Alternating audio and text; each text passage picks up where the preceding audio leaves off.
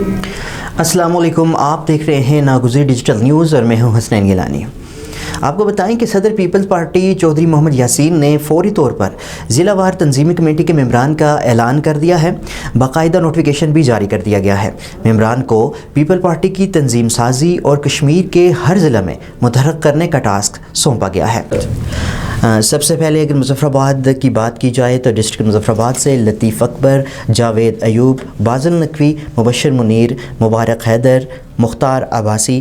District Mirpur میں قاسم مجید، افسر شاہد، عامر ذیشان، چودھری اشرف، معیز مجید۔ District Kotli سے چودھری یاسین، جاوید بدھانوی، عامر یوسف، ولید انقلابی، ہارون بشیر، آفتاب انجم، ملک یوسف، قیوم قمر، چودھری محبوب، اصغر بنگھیال، ماجد رزاق، چودھری مشتاق۔ اور ڈسٹرکٹ پونچھ سے سردار یعقوب، امجد یوسف، سعود صادق، عابد حسین، دلاور بخاری۔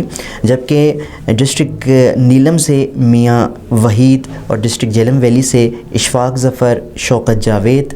ڈسٹرکٹ باغ سے ضیاء قمر، مبشر اعجاز، خاور قیوم، خالد چغتائی۔ ڈسٹرکٹ سنتھوتی سے غازی منظور، رئیس انقلابی، عنایت اللہ عارف، تصدق گردیزی۔ ڈسٹرکٹ بھمبر سے چودھری پرویز اشرف۔